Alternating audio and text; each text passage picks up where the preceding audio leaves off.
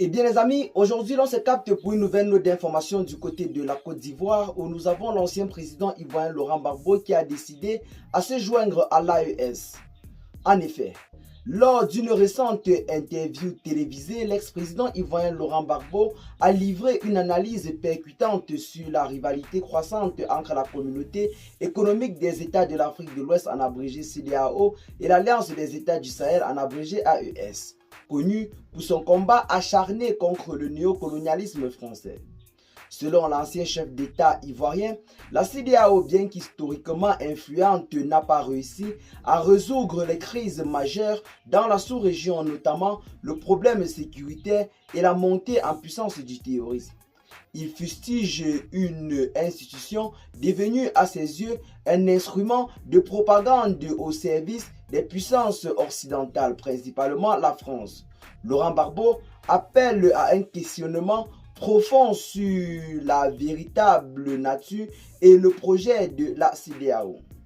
Sur la légitimité des dirigeants de l'AES, souvent critiqués pour être arrivés au pouvoir par des coups d'État, Laurent Gbagbo adopte une posture plus nuancée.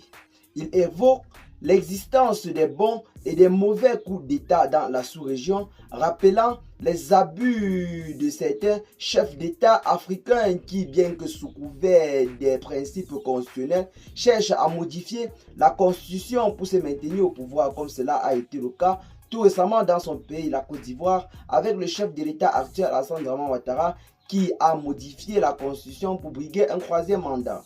En ce qui concerne la monnaie, Laurent Gbagbo plaide pour une réduction du nombre de devises utilisées sur le continent africain.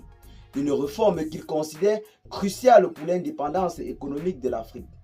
Ainsi, cette sortie de Laurent Gbagbo résonne comme un appel à une réforme des structures régionales et à un réveil africain face aux enjeux de souveraineté et de sécurité.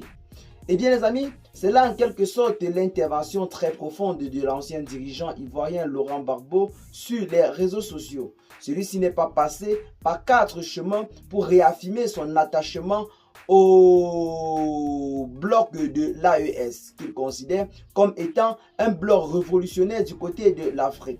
Celui-ci a également annoncé que s'il en venait qu'il devienne président de la Côte d'Ivoire, il serait l'un des premiers dirigeants africains à se rapprocher vers ce bloc qui aujourd'hui est porteur d'un projet très historique et constructif pour l'avenir de l'Afrique.